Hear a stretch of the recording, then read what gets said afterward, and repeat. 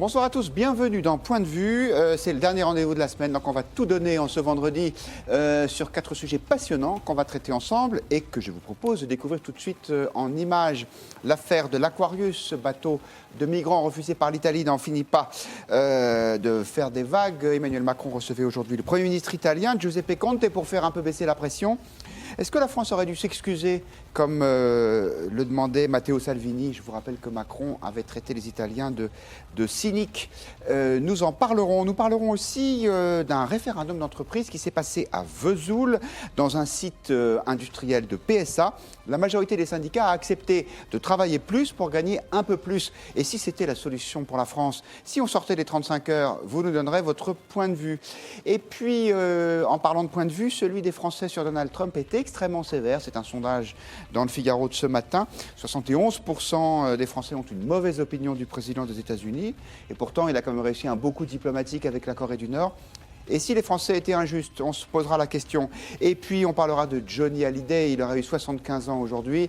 Une messe en hommage au chanteur à l'église de la Madeleine a réuni la foule des grands jours. Est-ce que, quelques 6 mois après son décès, vous aimez toujours autant Johnny, malgré toutes ces histoires tristes sur l'héritage? Vous nous le direz. Et puis, vous nous direz aussi, ça, ce sont les 4 invités, si vous voyez la France gagner, devinez quoi, la Coupe du Monde de football. Ce sera en fin d'émission. Merci à nos 4 invités d'être là. Jérémy Pelletier, ravi de vous recevoir. Vous êtes le directeur des études de la Fondation Jean Jaurès et vous êtes l'auteur de Laïcité, point d'exclamation, livre coécrit avec Marlène Schiappa, qui est l'actuelle secrétaire d'État pour l'égalité homme-femme. Ça a été publié aux éditions de l'Aube. Bonsoir Hervé Nathan.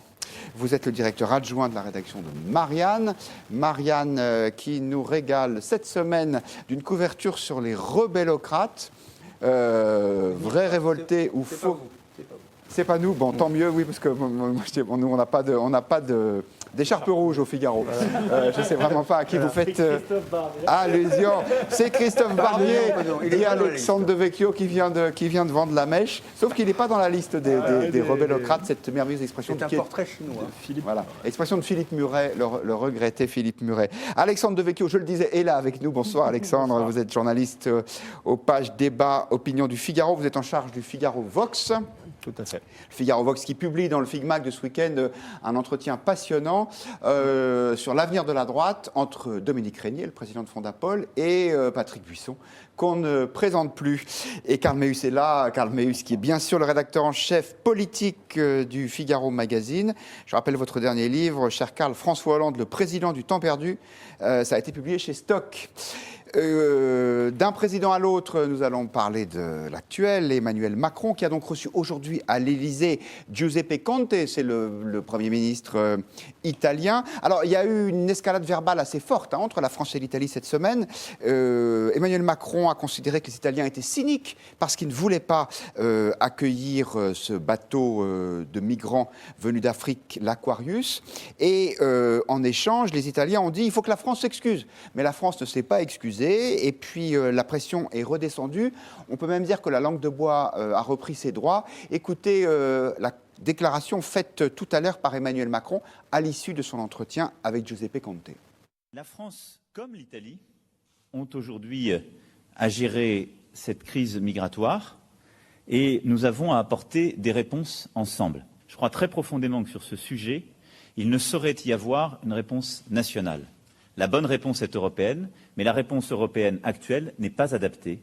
Et la solidarité européenne actuelle, en particulier ces dernières années à l'égard de l'Italie, n'a pas été au rendez-vous. Alors, on ne peut pas dire qu'on soit vraiment beaucoup plus avancé, même s'il doit y avoir une réunion européenne sur ce sujet, d'ici la fin du mois. Il y en a un qui parle de ce sujet de façon un peu plus brutale. C'est Nicolas Dupont-Aignan, c'est le président de Debout la France, et député de l'Essonne. Il était ce matin sur RMC. Écoutez ce qu'il disait, parce que ça permet, qu'on soit d'accord avec lui ou non, de recadrer un peu le sujet. Une fois qu'on les a sauvés, on les ramène systématiquement au point de départ.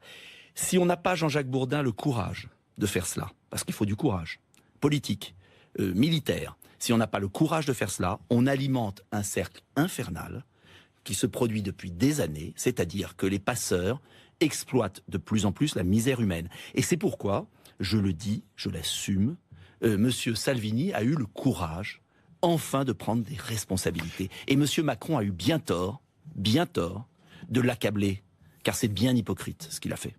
Monsieur Salvini, c'est bien sûr Matteo Salvini, le ministre de l'Intérieur italien et l'homme fort de la nouvelle coalition au pouvoir. C'est aussi le leader de la Ligue. Jérémy Pelletier, est-ce qu'il a fait une faute cette semaine, Emmanuel Macron, en critiquant les Italiens? Est-ce qu'il aurait dû s'excuser? Je ne sais pas s'il aurait dû s'excuser. Je trouve que le débat ne doit pas être uniquement un débat moral autour de ce sujet lié aux migrants et à la crise migratoire. Je pense à la bonne tribune, l'excellente tribune que j'ai eue ce matin dans votre journal de Chantal Delsol, qui justement pointe justement la difficulté, en tout cas la dangerosité de s'exprimer uniquement sur le sujet de la crise migratoire d'un point de vue moral. Il y a une chose qui est certaine, c'est que le gouvernement italien s'est servi de ce moment-là pour faire un coup politique. Ça, c'est une évidence. Montrer que j'applique ce que je dis, je fais ce que j'ai énoncé pendant le programme. Ça, c'est une première chose. Le deuxième élément, c'est quand même qu'au sein de la coalition, ce qui illustre assez bien cet événement-là, c'est que qui tire les ficelles entre la Ligue du Nord et 5 étoiles, aujourd'hui c'est la Ligue du Nord. C'est la Ligue du Nord qui définit très clairement la doctrine sur le plan de la politique migratoire, sur le plan des affaires intérieures. Donc s'excuser, je ne sais pas. En même temps, je crois que les relations diplomatiques, si on en croit la teneur de la conférence de presse aujourd'hui, n'ont pas été mises à mal. Mais face au coup politique et à l'instrumentalisation qu'a essayé de faire le gouvernement italien autour de cette question-là de l'Aquarius, qui reste un vrai sujet, et on en parlera. Je pense que ce sujet-là se traitera à travers notamment l'aide publique au développement au sein des pays, notamment de la Corne de l'Afrique. Mais au-delà de ça, je ne sais pas s'il devait s'excuser. Ce qui est très clair, c'est que le coup politique, malgré tout, devait quand même être dénoncé. Vous nous donnez votre point de vue, bien sûr, chers internautes. Alix Andolfi nous dit, à la place des Italiens, je ne serais pas venu à Paris. Un autre avis, Jean-Pierre Lenoir, faire une photo avec une poignée de main, ce n'est pas un coup diplomatique, c'est juste de l'esbrouf. Ça, c'est évidemment la rencontre entre les deux chefs d'État et de gouvernement. Oui, Macron doit s'excuser envers l'Italie, nous dit Sophie. Pour qui se prend-il pour faire des leçons à tout le monde? Tandis que Grand K nous dit non, la France n'a pas à s'excuser. Hervé Nathan, vous signez dans Marianne de cette semaine un papier au canon sur ce sujet. Oui. On y voit en photo Emmanuel Macron et Matteo Salvini, et le titre est assez clair, les fauchetons de l'immigration. Pourquoi M. Macron est-il un faucheton? Pour la simple et bonne raison que, contrairement à ce que vous dites, l'extrême droite italienne n'a pas fait un coup politique, elle a juste appliqué ce pourquoi elle a été élue. Je suis désolé de le dire, ça m'a fait mal de l'écrire d'ailleurs dans mon papier. J'ai même écrit que j'avais du mal à écrire ça, mais qu'en l'occurrence, le ministre de l'Intérieur italien, il a fait ce qu'il avait dit qu'il ferait quand il arriverait au pouvoir, de la même façon qu'Emmanuel Macron a dit qu'il ferait ce qu'il avait dit pendant la campagne électorale, et donc c'est normal. Donc, parce qu'est-ce qu'ils avaient dit? Ils avaient dit qu'ils ne voulaient plus que les ONG non italiennes s'occupent de récupérer les migrants, parce qu'en Italie, il y a une contestation du rôle des ONG. Il y a un procès à Palerme contre des ONG qui sont soupçonnées de participer au trafic de la migration avec les marchands d'esclaves libyens. Deuxièmement, les Italiens n'en peuvent plus de l'arrogance française sur la question, puisqu'ils attendent toujours qu'on leur reprenne 4000 migrants que le précédent président de la République, François Hollande, avait promis de prendre. On en est à 600 sur 4500, si je me souviens bien, je me trompe peut-être sur les chiffres, mais c'est dans cette proportion-là. Que le Premier ministre français fait savoir qu'il ne se sent pas du tout engagé par le précédent gouvernement français. Où est la parole de la France dans ce genre de cas? Donc il y a beaucoup de raisons pour lesquelles les Italiens sont très énervés. Et moi, je suis d'autant plus énervé que je considère que la France, les gouvernements successifs français, donc le gouvernement précédent, le gouvernement actuel, ont un rôle direct dans la montée de l'extrême droite dans un pays voisin qui s'appelle l'Italie, et pour lequel maintenant tout le monde verse des larmes de crocodile. Voilà, donc le feuilleton, c'est ça. Monsieur Dupont-Aignan se trompe complètement sur le sens de ce qu'a fait Matteo Salvini. Il n'a pas contrairement à ce que raconte veut faire croire monsieur Dupont-Aignan, l'Italie n'a pas raccompagné en Libye les migrants, parce que les raccompagner en Libye, effectivement, ça veut dire les livrer aux marchands d'esclaves, donc ça, c'est pas possible. Il a essayé de trouver une solution qui est une solution européenne. C'est ça, les fauchetons dans l'histoire, c'est qu'on dit il est anti-européen, mais il est anti-européen, non. Il a fait appliquer, un peu au canon, c'est vrai, une résolution qui date de 2016, dans laquelle l'Europe s'engageait à répartir les migrants. Qu'est-ce qu'il a dit? Il a dit, allez-y, il a fait ça au chausse-pied, et maintenant, le Premier ministre français est obligé d'envoyer l'OFPRA à Valence, en Espagne, pour reprendre les gens qu'il a toujours pas, qu'il voulait pas prendre avant. En France. Voilà. Merci. Donc il y a de quoi s'énerver. Alexandre Devecchio, est-ce qu'il n'y a pas effectivement une hypocrisie française, avec d'un côté un discours moralisateur, et en même temps, on ne se précipite pas, nous, pour les accueillir, ces migrants?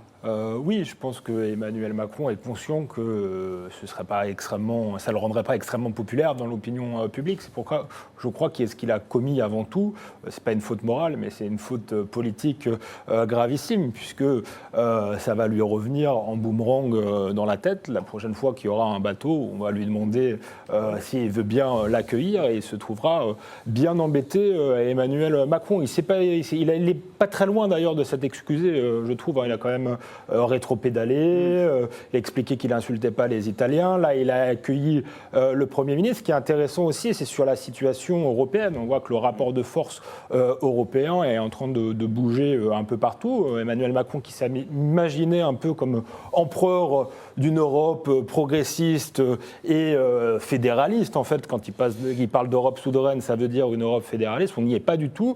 Aujourd'hui, ceux qui montent en puissance en Europe sont ceux qui veulent retrouver la maîtrise de leurs frontières et de leur politique nationale en général. Donc, en cela, c'est assez passionnant à observer. Je crois qu'on est dans un changement d'ère politique. La parenthèse de la mondialisation heureuse est définitivement en train de se refermer.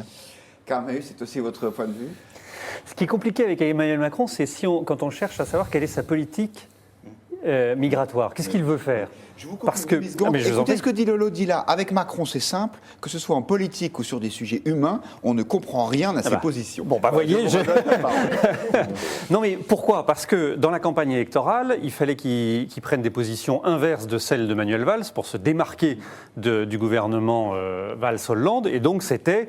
Angela Merkel a raison, elle est courageuse, elle a accueilli 1 million de migrants, c'est formidable. Et évidemment, arrivé au pouvoir, on a l'impression que c'est une politique inverse. Il y a la loi asile et migration, il y a ce qu'il dit là, enfin ce qu'il n'a pas dit sur le bateau en l'occurrence, et on voit bien donc qu'il est dans une autre situation. D'autant plus que si on fait juste de l'analyse électorale politicienne, si son objectif c'est d'essayer de récupérer des voix à droite sur des prochaines élections, il ne peut pas reprendre ses propos de campagne présidentielle où il disait finalement les migrants c'est merveilleux.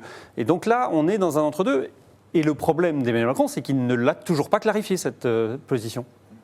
Jérémy Pelletier, ce serait un signe intéressant, la position du président de la République, pour savoir si effectivement il est aussi à droite que les gens de gauche le lui reprochent dans sa politique depuis un an. La difficulté autour de ce sujet-là, c'est qu'il est pris en fait dans un étau. D'un côté, si on regarde l'opinion publique d'une façon générale autour de ces questions-là, effectivement, on a un raidissement au cours des 10 dernières années vis-à-vis de la question migratoire. Nous, la Fondation Jean Jaurès, on a sorti un certain nombre d'enquêtes à l'échelle européenne en comparant la situation de la France et l'opinion publique française par rapport aux autres pays. Et c'est vrai que l'opinion publique française est beaucoup plus dure qu'un certain nombre d'autres pays européens sur l'accueil des migrants. Donc Emmanuel Macron est pris entre cette partie-là de l'opinion publique et sa propre majorité politique au sein de l'Assemblée nationale, au sein de la majorité. Ce débat à l'identique que toutes les questions liées à la laïcité, toutes les questions liées à l'identité, ce débat-là ne fait pas consensus, ce débat est clivant au sein de la majorité, et donc il est pris entre, d'un côté, une opinion publique assez ferme, et qui peut le rejoindre sur les positions notamment qu'ils ont eues autour de la loi Asile et Immigration, et une majorité qu'on a entendu d'ailleurs un petit peu s'exprimer au moment de cette affaire Aquarius, qui elle est beaucoup plus libérale sur ce plan-là, et parce que une grande partie de ces députés-là sont au départ d'une famille politique qui vient de la gauche. Ouais. Et alors en plus, la situation est d'autant plus compliquée pour lui qu'effectivement, il se retrouve de plus en plus seul en Europe. Écoutez ce que nous dit Guino Benelati. Macron est trop prétentieux. Il veut jouer avec Merkel, les patrons de l'Europe, mais ça ne marche pas, ça ne marche plus. Il perd en crédibilité. Effectivement, c'est est assez juste. On termine avec ce qui était la question posée sur le Figaro.fr hier et qui confirme ce que vous disiez, Jérémy Pelletier, sur les positions de l'opinion publique. Ce n'est pas un sondage, mais vous avez quand même 71 000 votants. Les internautes du Figaro, quand on leur dit est-ce qu'il faut accueillir les prochains bateaux de migrants, eh bien, je vous laisse découvrir le résultat. 85% considèrent que non. Je ne sais pas si vous connaissez Vesoul, c'est en Haute-Saône, bien sûr, et Oui. c'est le lieu, oui, dit Hervé Nathan, Oui. qui est, J'y suis allé. voilà, qui J'ai visité cette usine. qui est un journaliste de terrain, qui connaît même l'usine dont nous allons parler maintenant, qui est une usine du groupe automobile PSA, dans laquelle on travaillait jusqu'à présent 35 heures. Et puis, la direction a proposé d'augmenter le temps de travail, de passer à 37h45, pour être précis, moyennant une augmentation de salaire. Alors, moins importante, parce qu'en fait, le temps de travail augmente de presque 8%, et l'augmentation de salaire est d'un peu plus de 3%. N'empêche que la FO, la CFTC et la CGT ont accepté, donc on va effectivement sortir les 35 heures dans cette usine. Est-ce que c'est une bonne idée? Est-ce que c'est un exemple à suivre? Il y a un syndicat qui n'a pas signé, devinez lequel? Eh bien oui, c'est la CGT. Voici l'explication de ce vote ou de ce non-vote, ou de ce refus plus exactement, de Jean-Pierre Mercier. C'est le délégué CGT PSA Peugeot Citroën qui était ce matin chez nos confrères d'RMC. C'est pas comme ça qu'on va combattre le chômage de masse. Et je vous fiche mon billet que évidemment la rentabilité va augmenter et le montant des dividendes versés à la famille Peugeot va encore augmenter. C'est pas le salarié qui coûte à l'entreprise. Le salarié rapporte. Sinon il se fait licencier. Sinon il dégage. Par contre, ce qui coûte cher, c'est les dividendes, le montant des dividendes qu'on doit chaque année fournir à la famille Peugeot et aux autres actionnaires. Alexandre Devecchio, sortir des 35 heures, c'est faire un cadeau au patronat ou c'est rendre la France plus compétitive? Non, moi j'étais contre les 35 heures et je pense qu'il aurait été plus courageux de revenir aux 39 heures, payer 39. La seule chose qui me gêne là, bon, c'est un accord qui a été passé de manière pragmatique, pourquoi pas, mais c'est qu'on est passé du travailler plus pour gagner plus au travailler plus pour gagner moins. Moi je trouve qu'il aurait été plus logique. Un peu plus quand même. Plus logique plutôt que de détricoter finalement les 35 heures par la loi travail, parce que là on voit ce qui est en train de se passer, d'assumer et de repasser aux 39 heures. Par contre, payer 39 et de bien payer les heures supplémentaires. Il faudra aussi que PSA ne délocalise pas dans les mois qui viennent. On sait que par le passé, certains accords ont été justement passés avec les salariés. Ça n'a pas empêché les usines de fermer et de délocaliser. Donc il faudra un droit de suite sur cette affaire. Chers internautes, on vous pose la question sur Twitter, à vous aussi. Est-ce que cet accord est une bonne décision? Vous prononcez sur Twitter, hashtag point de vue, hashtag Figaro Live. Et qu'est-ce que vous pensez pour l'instant? Ça a l'air d'être assez mitigé. Il y a quand même une majorité. Attendez, je vois, les résultats sont là. 54% de oui considèrent que c'est une bonne décision, mais c'est pas un plébiscite. Et vous, Jérémy Pelletier, vous trouvez que c'est une bonne idée? C'est un exemple à suivre de sortir les 35 heures comme ça, si les salariés sont d'accord? Alors, au-delà même de la question des 35 heures, je pense que ce qui est intéressant, c'est la question de la méthode. C'est le fait qu'il y a un accord collectif qui peut être signé par des syndicats représentatifs aujourd'hui au sein de l'entreprise pour obtenir des accords qui peuvent, à un moment donné de la vie d'une entreprise, permettre potentiellement plus de compétitivité ou je ne sais. Je pense que c'est davantage là-dessus qu'il faut insister. Je pense que ce type de démarche, effectivement, qui ne fait pas partie de la démarche culturelle, ou en tout cas de la culture de ce pays, de la culture syndicale de ce pays, une négociation de façon assez constructive entre un certain nombre de syndicats, très souvent évidemment les réformistes, et là, vous voyez que la CGT se retire de cet accord-là, ce qui n'est pas une surprise. Mais je pense vraiment ce qui est intéressant dans cette actualité-là, c'est la méthode de compromis, c'est la méthode pour obtenir sans doute un certain nombre de choses de façon plus constructive. Après, évidemment, il y a un sujet lié à l'augmentation du temps de travail, mais ça, c'est un sujet plus général sur la place du travail aujourd'hui. Mais moi, j'insisterai quand même sur la méthode qui peut, en tout cas, je l'espère, participer à la revalorisation des syndicats dans ce pays. Karl Mayus, les 35 heures, c'est quand même un des angles morts de la politique d'Emmanuel Macron, parce qu'il veut remettre la France en route, on dit qu'il fait une politique sociale plutôt de droite, mais il n'a pas touché au temps de travail, en tout cas officiellement. Non, mais au fond, il fait du Fillon. Si vous reprenez le dernier point de la campagne de Fillon sur ce sujet-là, il proposait que les entreprises négocient pendant 1 an à 18 mois pour revenir, alors lui aurait préféré que ça soit jusqu'à 39 heures, pas forcément payer 39, mais laissant les salariés, les entreprises discuter et négocier. Et Fillon, finalement, fait un peu la même chose. Parce que là, on voit... Macron fait la même chose. On voit une première application des ordonnances qui ont été décidées et votées à l'automne les ordonnances. Réforme du marché du travail. Voilà, la discussion qui est faite là chez PSA, à Vesoul, c'est un des points de ces ordonnances. Si jamais il n'y avait pas eu l'accord, l'entreprise pouvait passer par le référendum auprès des salariés.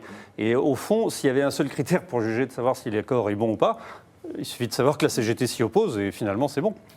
Bon. Oui, c'est un bon critère. Hervé Nathan, je dois vous avouer ma surprise, parce que moi je vous prenais pour un parfait démocrate, et quand Jérémy Pelletier faisait l'éloge de ce système de consultation des syndicats, vous leviez les yeux au ciel. Non, parce qu'on peut prendre aussi la chose d'une autre manière. Effectivement, d'abord, ça lève le voile sur le fond, sur ce qu'a été à la fois la loi, les ordonnances pénicaux, mais aussi la loi qu'il avait préparée avant, la loi El Khomri, qui était vraiment le marchepied des ordonnances pénicaux, puisque ça se fait vraiment dans la trajectoire. Et donc il y a une continuité entre le macronisme et le hollandisme, en tout cas, ou le valsif, je ne sais pas qui était responsable de cette histoire-là.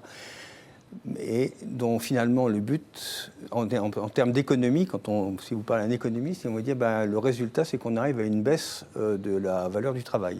C'est-à-dire qu'en fait, les salariés de l'usine, qui n'est pas vraiment une usine, en fait, c'est le dépôt général des pièces détachées, comme j'ai visité. Ouais. Donc c'est là où sont toutes les pièces détachées de PSA. Je rappelle que c'est sans doute les pièces détachées, c'est ce qui rapporte le plus d'argent à tout le groupe PSA. C'est avec ça qu'on fait les profits. Ça fait 70% de la marge bénéficiaire de l'ensemble. Parce qu'on serre les prix sur les voitures neuves. Oui, parce que pour le moment, ils ont encore un monopole sur les pièces détachées, notamment les pièces qui se voient. Toute la carrosserie, par exemple, les marges sont absolument considérables. Mais bon, elles sont pas. Si on ne fabrique pas, on stocke et puis on distribue. Mais ce qui se passe en concrètement sur ce site-là, c'est que l'ensemble en matière de comptabilité analytique, on va considérer que l'heure de travail elle a baissé en général. C'est-à-dire sur l'ensemble comme ils vont travailler plus longtemps, ils vont travailler 8% de temps pour seulement 3% de plus, et la masse salariale par rapport à la production de la valeur ajoutée, elle a baissé. Voilà. Moi, je pense qu'il ne faut pas se féliciter de ça, parce que moi, j'entends partout les classes moyennes, et les ouvriers de PSA font partie des classes moyennes, se plaindre du blocage des salaires, des problèmes de revenus, et le gouvernement s'arrache les cheveux pour savoir comment essayer de trouver des solutions, effectivement, au désir de pouvoir d'achat de la population. Donc je trouve que dire c'est quand même vachement bien ce qui s'est fait là parce que c'est majoritaire, je pense que c'est peut-être pas voir ça par le bon côté de la lorgnette. Alexandre Devecchio, ça vous choque que l'augmentation du salaire ne soit pas à la hauteur de l'augmentation du temps de travail? Parce que quand on est passé de 39 heures à 35 heures, on n'a pas baissé les salaires dans les mêmes proportions. Donc là, pour le coup, en heures travaillées, les salariés étaient mieux payés. Oui, mais je préfère le progrès social à la régression sociale. Je ne sais pas si c'était inévitable ou pas, si ça a permis ou pas de sauver le site. Si c'est le cas, oui, mais on peut aussi avoir l'impression que ça a été une négociation menée le couteau sous la gorge. Donc moi, je rejoins ce qui a été dit. J'avais dit à peu près la même chose. Effectivement, quand le travail doit être valorisé et bien payé, je pense qu'il aurait été préférable, effectivement, de les payer à la mesure de l'augmentation du temps de travail. Et de manière générale, je le redis, je pense que les 35 heures étaient une erreur et que si politiquement on est courageux, eh bien on revient aux 39 heures payées 39. Karl Meus, vous disiez la CGT dans cette affaire est une boussole qui marque le Sud. C'est aussi le syndicat qui engrange échec sur échec, non, en ce moment, ou en tout cas, si on en croit ce qui se passe à la SNCF, sur ce dossier-là, il y en a d'autres aussi, parce que le gouvernement commence à dire qu'il va revenir sur un certain nombre d'aides sociales. C'est un gouvernement antisocial, on peut aller jusque-là, même si l'accord de Vesoul, il est décidé par les salariés, mais il a été rendu possible par une loi votée sous Macron. Non, on ne peut pas dire que c'est un gouvernement antisocial. Évidemment, la CGT, France Insoumise, va le dire, ça s'appuie là-dessus. Mais le fait est que depuis novembre, ils vont d'échec en échec. Souvenez-vous de ce que disait Jean-Luc Mélenchon à la sortie de l'été, c'était 1 million de personnes dans la rue à l'automne. Et on va faire une sorte de troisième tour social. Ça n'a pas marché. Ils ont essayé avec la réforme de la SNCF. De nouveau, c'était on va faire la fête à Macron, cette fameuse histoire. Ensuite, on va refaire mai 68. Vous vous souvenez, Macron ne devait pas passer le mois de mai. Bon, résultat, Il devait y avoir une marée humaine. Voilà, on est le 15 juin en cote de popularité, pour l'instant, ça tient. Et la CGT va d'échec en échec, parce que même sur la réforme de la SNCF, on voit bien que cette grève perlée, alors que tout le monde disait que c'était le coup de génie, que c'était formidable, que ça allait tout bloquer, non seulement ça n'a rien bloqué, mais en plus ça n'a non seulement pas été la comparaison avec 1995 dans laquelle tout le monde a foncé, mais c'était même pas 2008 ou 2010 quand Nicolas Sarkozy faisait les réformes et qu'il y avait là pour le coup des millions de personnes dans la rue. Alors, ce sujet inspire beaucoup Johan Balducci. C'est passionnant ce qu'il nous dit, donc je vous le dis. Proportionnellement aux charges, il est plus intéressant de faire travailler des employés 39 heures que 35 heures. C'est vrai, ça, Hervé Nathan, c'est parce qu'il y a une forme peut-être de Parce qu'effectivement, il y a des plafonds de non-proportionnalité. Donc il y a une question de non-proportionnalité. Ouais. Mais là, juste le calcul il est simple. Hein, ils sont payés 8% de temps de travail pour 3% d'augmentation. Le prix du travail à l'heure, qui est quand même, ça reste une mesure, contrairement à ce qu'on pense, ça reste une mesure très importante dans les entreprises. Quand on compare les coûts salariaux entre pays européens, on dit les coûts salariaux horaires. Donc ça a encore du sens, notamment dans les usines de production. Le coût horaire, ça existe. Tout le monde n'est pas mensualisé et tout le monde n'est pas cadre. Voilà, il faut quand même rester. Je pense qu'à ignorer les différences sociales qu'elles existent encore dans nos sociétés, pas seulement en France, on court un très grand risque. Alors pour la CGT, bien sûr que c'est l'évidence, le mouvement social est sur le reculoir. Ça, c'est ce que dit Karl, on peut que le constater avec lui. Après, qu'est-ce que ça donne? Pour le moment, ce qu'on voit, c'est qu'il y a une énorme pression qui est mise quand même sur le monde du travail. Je ne voudrais pas partir dans le gouvernement antisocial, mais il y a une énorme pression qui est mise sur, grosso modo, les catégories populaires, les retraités par exemple, ou classe moyenne, sur le monde du travail, en disant il faut recomposer, on a l'impression d'une volonté de recomposer le contrat de travail, la manière de passer les contrats de travail, le marché du travail doit se recomposer, etc. On aimerait aussi voir un gouvernement qui ouvre des perspectives plus positives. Jérémy Pelletier, ce gouvernement est l'ennemi des travailleurs? Mais deux mots, je reviens sur ce que disait Karl Meus sur, pour le moment, la cote de popularité tient et les bonnes opinions. Ce qui est certain, c'est qu'au moment où on a fêté les 1 an d'Emmanuel Macron, toutes les enquêtes qui sont sorties ont montré quand même un gros décrochage, un important décrochage de la partie gauche de l'électorat. Et donc, effectivement, où là, il y a une perception, une impression d'absence de politique qui réduit les inégalités, d'absence de politique qui, et là, je vous rejoins, serait à destination des classes moyennes. Une grande majorité de la population qui considère qu'effectivement, sans doute, les classes moyennes sont les perdantes pour le moment de ces 1 an. Donc ça, c'est certain. En tout cas, depuis 1 an, là, on sent un vrai décrochage. Et notamment aussi, quand on interroge les Français sur comment ils perçoivent Emmanuel Macron pendant la campagne, ils le percevaient parfaitement sur une échelle gauche-droite comme un point central. Aujourd'hui, ils le considèrent beaucoup plus comme étant un président. Le candidat était centriste, le président est beaucoup plus de droite. Et ça, en tout cas, c'est certain. Et un dernier mot, vous parliez de la CGT, je pense que plus globalement, ce que montre la séquence, et c'est pour ça que je m'intéressais à la méthode de PSA, c'est que ce qui se passe à PSA, c'est que la période montre quand même, et notamment avec la réforme ferroviaire, que les syndicats, à l'identique des partis politiques classiques, sont très mal outillés en fait dans la période, sont hyper mal outillés, ne savent pas comment agir, ne savent pas comment avancer, ne savent pas comment obtenir. C'est pour ça que j'insistais là sur la méthode, parce que c'est peut-être une des méthodes d'être beaucoup mieux outillés qu'en tout cas ils ne l'ont été. Le rapport de force, alors juste on pourrait en prendre 2 ans, le rapport de force, contrairement à l'illusion qui est de dire oui dans les entreprises tout va bien, etc. Par exemple dans les grands groupes, les rapports de force sont extrêmement détériorés pour une raison simple. Depuis des années, depuis des dizaines d'années maintenant, les sites des grandes entreprises comme PSA, toutes les usines automobiles sont mis en concurrence. À chaque fois qu'il y a un nouveau modèle qui doit être produit, les sites sont mis en concurrence. On dit vous baissez les salaires, vous augmentez les rythmes, sinon ça va en Espagne, sinon ça va en Slovénie, sinon ça va en Pologne, sinon ça va en Slovaquie. Comment voulez-vous que les organisations syndicales nationales, et là, de toute façon, ce rapport de force est détérioré, et s'il n'y a pas des lois pour contrebalancer ça, ce n'est pas les organisations syndicales nationales qui pourront le faire. Merci Hervé Nathan. Le dernier mot revient à Betsy Raffin, qui nous dit « Il faut arrêter la surenchère syndicale. La CGT est dans un combat idéologique et non social ». Prenons un peu de un peu le large pour parler de Donald Trump. Le président américain est extrêmement impopulaire auprès des Français.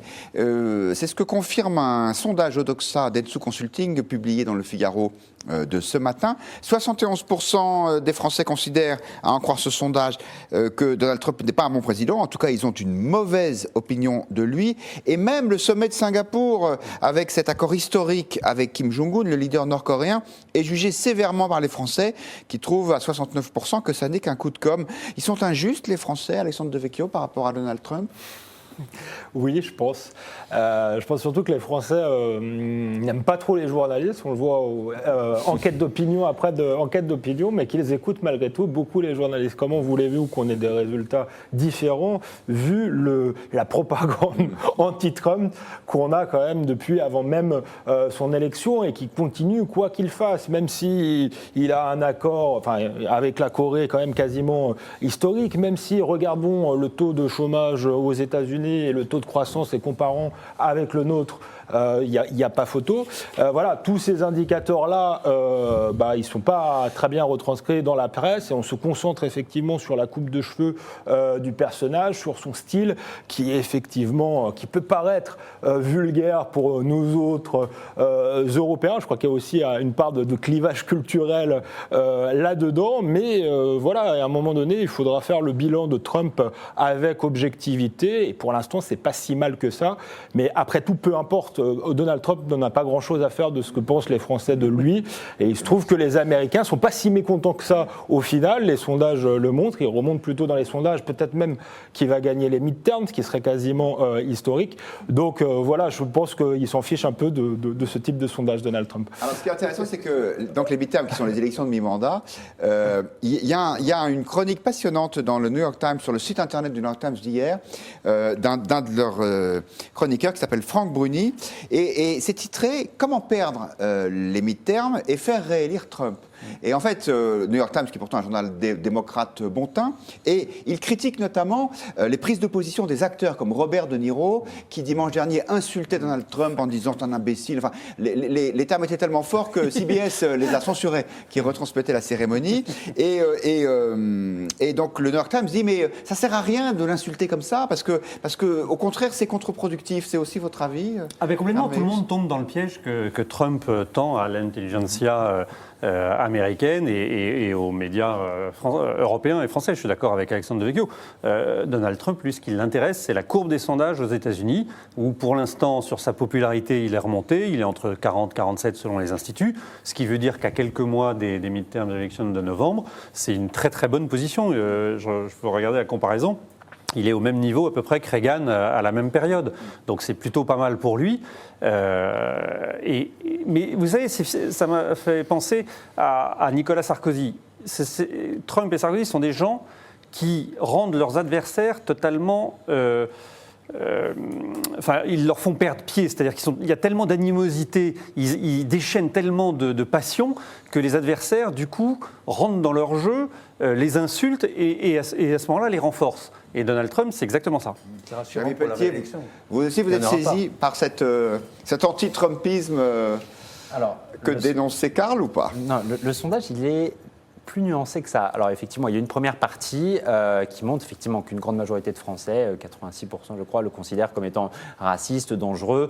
Là-dessus, je pense, et là ça dépasse les commentaires des médias, je prendrai un exemple. Ce que dit Trump expliquant que si les Français dans le Bataclan avaient été armés, ils auraient évité le bain de sang que la France a connu, etc. Très sincèrement, face à ce type de déclaration, je n'en veux pas aux Français, très sincèrement, d'avoir une image assez négative et assez dangereuse de Donald Trump. Par contre, deuxième point, et là je pense qu'il faut insister là-dessus, quand vous interrogez les Français dans cette même enquête sur la politique menée par Donald Trump et notamment le protectionnisme économique, là, il s'avère que vous avez une majorité des Français, je crois 52%, qui considèrent que les mesures protectionnistes de Donald Trump sur le plan économique va favoriser l'emploi aux États-Unis, quand bien même ils pensent, et là, minorité, que ça va profiter en termes de pouvoir d'achat aux Américains et que le protectionnisme sur le plan national ne marcherait pas forcément. Donc il y a ça. Et troisième élément, si on regarde uniquement les opinions négatives de Donald Trump quand on interroge les Français, et ben là, on s'aperçoit que vous avez 10 points de moins en termes d'opinions négatives depuis novembre. Donc Absolument. sans doute qu'il y a un effet effectivement encore négatif de l'image des Français vis-à-vis de Donald Trump, mais qu'il y a une légère meilleure perception quand on s'aperçoit que Donald Trump peut-être se bat pour le peuple américain, et ça je pense que ça joue dans la tête des Français. Alors, sur Twitter, vous pouvez évidemment réagir et prendre position sur ce sujet, ce que vous avez d'ailleurs commencé à faire aussi sur le Figaro.fr et sur la page Facebook du Figaro. Johan nous dit, je voudrais bien avoir un président avec 3,5% de chômeurs. C'est vrai que le chômage est très bas aux États-Unis. Olivier nous dit, bon ou mauvais, il a quand même réussi à se moquer de M. Macron. On ne sait pas si Olivier déplore ou se réjouit de cette situation. Il ne le dit pas. Et Lolo Dilla nous dit, les Français sont des girouettes. Macron fait exactement la même chose. Ah oui, ça c'est en termes de communication, avec les caméras cachées, les tweets, etc. Et Gigi83, qui aime beaucoup Donald Trump, qui dit « Moi je le trouve franc, il ne tourne pas autour du pot et il appelle un chat un chat ». Et vous, Hervé Nathan, êtes-vous sévère ou non envers Donald Trump ? D'une certaine manière, quelqu'un a dit, notre opinion indiffère totalement à Donald Trump. Et qu'est-ce qu'on peut dire ici ? Il n'est pas bien, peut-être qu'il est en train de nous écouter, on ne sait pas. Etc. Il est peut-être en train de tweeter. Il va tweeter. Hervé Nathan ne m'aime pas. Tape avec un petit pouce. Shame on him. Un point comme ça. Ouais. Voilà. Si on revient à l'opinion, moi je rejoins mon voisin, c'est que effectivement, quand on regarde, quand on interroge les Français, non pas sur un peu l'écume des choses, mais sur quelques actes de sa politique, d'une certaine manière, ça a de l'écho.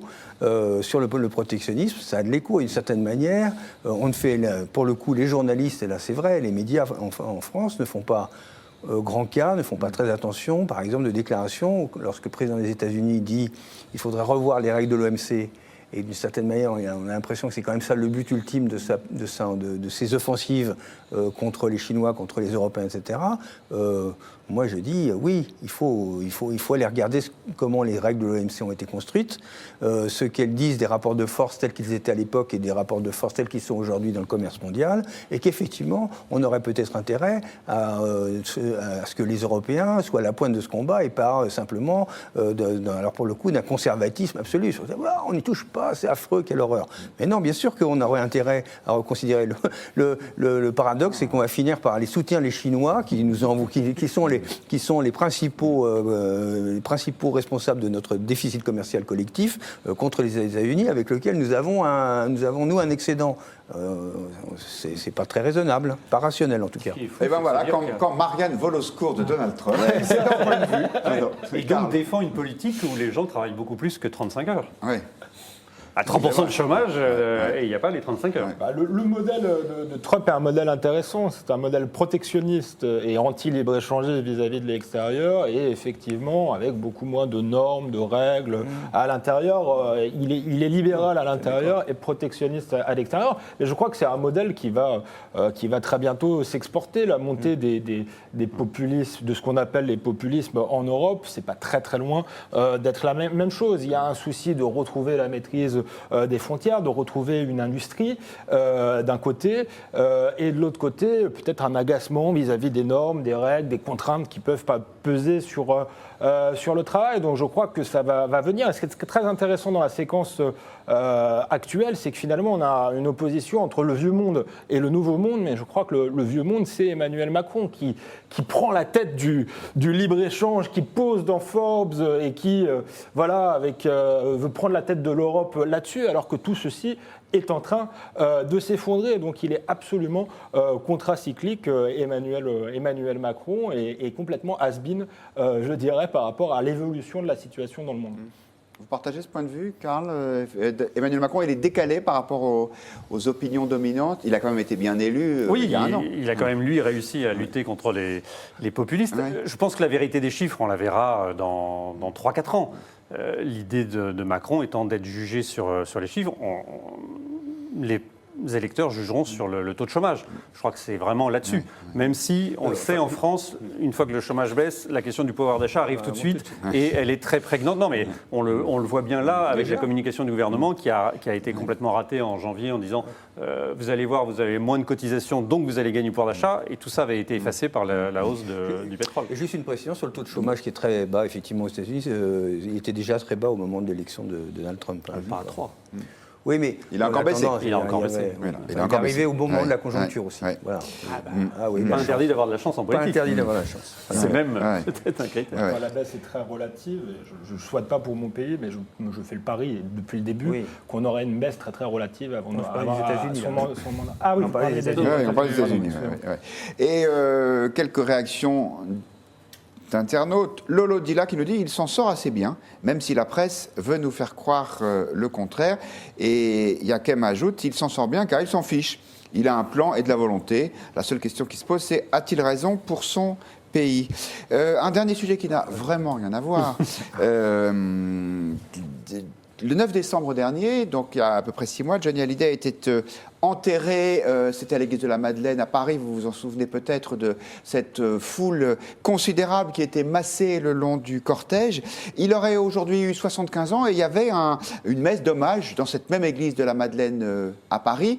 Là, on revoit les images de l'enterrement de Johnny Hallyday. Encore beaucoup d'émotions aujourd'hui, une foule assez nombreuse, mais est-ce que l'image qu'on a de Johnny Hallyday a changé depuis qu'on a appris à quel point son héritage était compliqué? Et pour poser la question directement, aimez-vous toujours autant Johnny?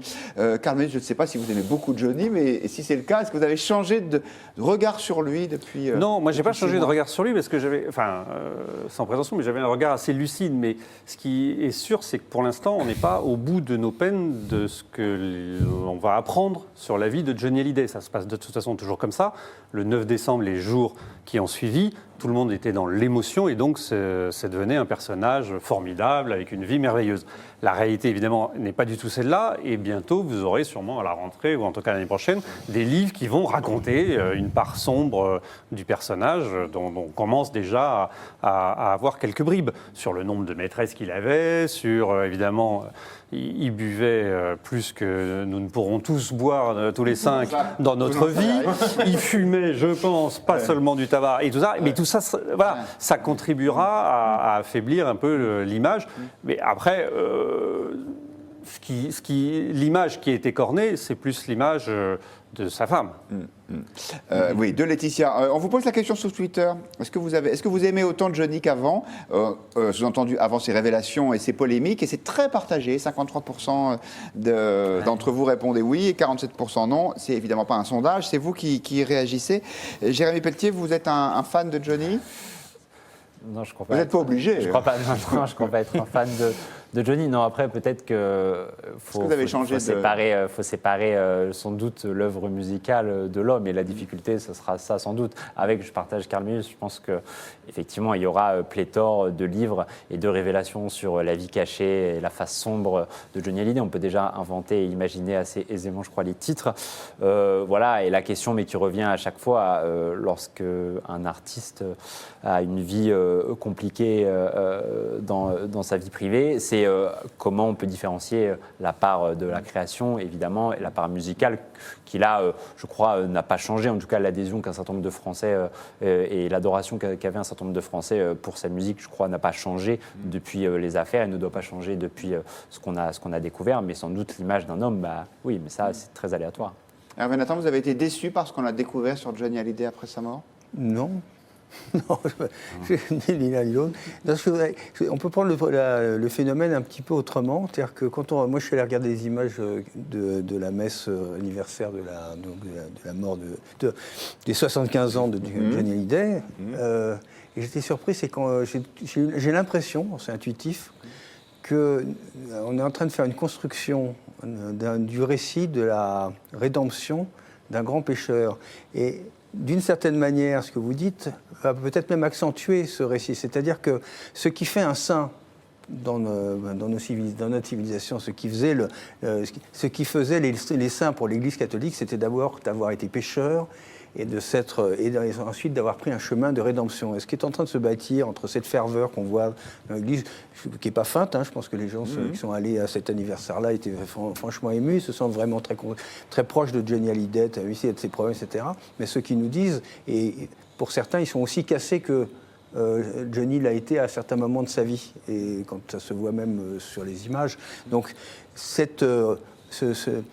tomber tout en bas et remonter, par exemple, en ayant 2 jeunes enfants, se conduisant bien, etc., et en essayant de retrouver une vie plus morale, c'est le chemin de la sainteté. Moi, je ne serais pas surpris dans quelques années, peut-être un peu plus tard, que notre Sainte Mère l'Église entame le long chemin de la béatification de Johnny. D'autant que, si on a bien compris, en tout cas à l'Église de la Madeleine, le curé de l'Église a bien compris qu'il avait là de quoi remplir son Église, qui est souvent vide, de façon régulière. Donc, Monseigneur Nathan lui donne l'absolution à Johnny Hallyday. Et vous, cher Alexandre Devecchio? Moi, déjà, je ne vois pas ce qu'on apprend de si surprenant. On connaissait à peu près le personnage. C'était une rockstar, donc avec ce qui va avec des excès, avec des chutes, des retours tel un phénix. Donc, je pense que ça participe en fait plutôt de sa légende. Ce qui est intéressant ici, c'est que peut-être à la Madeleine, justement, ce qui a changé par rapport à il y a un an, c'est qu'il n'y a plus tous les people autour. Il y a effectivement ces vrais fans qui, comme le disait Hervé Nathan, sont cabossés comme lui, mais continuent de l'aimer. Et je crois que s'il l'aimait tant, c'est que malgré ses excès, malgré l'argent, le succès et une vie bien différente de la leur, eh bien, ils avaient le sentiment, à tort ou à raison, je ne connaissais pas Johnny, mais qu'il leur ressemblait un peu. Donc, je pense que ces gens-là vont continuer de l'aimer pour cette raison-là. 2 réactions sur les réseaux sociaux. Lolo qui nous dit « Johnny appartient au patrimoine tout comme Piaf », tandis qu'Olivier s'interroge « Parlerons-nous encore de Johnny dans 10 ans ou simplement de son héritage ?» Eh bien, rendez-vous dans 10 ans, cher Olivier, et vous voyez là les opinions qui restent assez partagées chez nos tweetos sur ce sujet. Il nous reste quelques minutes pour traiter une dernière question, c'est la seule qui compte vraiment aujourd'hui. On vous la pose d'ailleurs sur le Figaro.fr. L'équipe de France va-t-elle gagner la Coupe du Monde de football ? Pour l'instant, vous êtes plutôt majoritaire à penser que non, 74% même pour être tout à fait clair, sur 8800 votants. Et vous, Karl Meus, est-ce que la France peut gagner selon vous ? Tout est possible dans une Coupe du Monde, mais je dirais qu'il y a plus de chances que les moins de 20 ans gagnent la Coupe du Monde de rugby à Béziers dimanche, retransmise sur France 4 si vous voulez voir des beaux matchs de rugby. Ça, c'est le fan de rugby qui parle. Que peut-être l'équipe de France de football. Jérémy Pelletier. Oui, c'est possible. C'est assez amusant quand on regarde les différents reportages qui ont été diffusés à l'occasion des 20 ans de 98. En fait, si on fait le parallèle, on s'aperçoit presque avec la déclaration de Zinedine Zidane de se retirer du Real Madrid et la pression de fait qu'il met sur les épaules de Didier Deschamps en cas d'échec. Finalement, Deschamps se retrouve dans la situation d'Aimé Jacquet en 98 où tout le monde l'attendait au tournant, où tout le monde était prêt à le fracasser si mauvais résultat il y avait.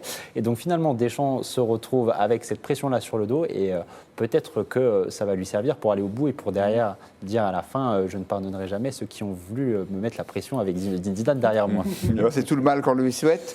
Et vous, Alexandre Devecchio, vous êtes raisonnablement optimiste ? Oui, moi j'aime bien Deschamps. Je pense que ça a toujours été un battant, même quand il était capitaine, et qu'il a eu la grande force avec cette équipe d'en refaire, quoi qu'on en dise, une équipe, justement. Il a de fortes individualités, mais ce qu'on a vu dans les 2 précédentes compétitions et qu'on n'avait pas vu depuis longtemps, c'était une équipe solidaire qui savent jouer les uns pour les autres dans les grands moments. Donc s'ils conservent cet esprit-là avec les qualités qu'ils ont de bonnes chances de gagner, même si dans une Coupe du Monde ça se joue à peu de choses, mais normalement ils devraient être en demi-finale au moins.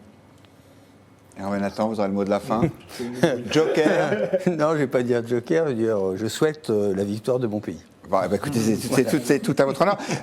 Sur l'état de l'équipe de France, on va le savoir assez vite. Le premier match de l'équipe de France, c'est demain. Et en fait, dès 11h30, vous retrouverez toute l'équipe des sports du Figaro sur Figaro Live avec une émission avant le match et après le match pour le débriefer autant que nécessaire. Merci beaucoup à tous les quatre d'avoir accepté de donner votre point de vue, même si Hervé Nathan n'a pas été très bavard sur le résultat de la France en Coupe du Monde. Mais moi j'attends dimanche soir avec impatience, parce que le match qu'ont fait les moins de 20 ans au rugby contre les Blacks, c'était superbe. Et effectivement, ça risque d'être magnifique. Pour une fois, on peut avoir la peau des Anglais, ça va faire du bien. Voilà. Le problème de point de vue, c'est que les invités ne parlent que des sujets qui les intéressent. Voilà. Donc voilà, je les lance sur le football et vous me répondez sur le rugby. Mais c'est très bien. Ici, la parole est libre, y compris quand vous avez envie de parler. On reviendra il y a encore 3 semaines avant de discuter des choses sérieuses sur le foot. Bon, et ben voilà, vous serez, j'espère, tous revenus d'ici là. Merci beaucoup à tous les quatre. Merci à tous de nous avoir suivis. C'est fini pour ce soir. Point de vue revient lundi. Même heure, même endroit. Très bon week-end et vive la France.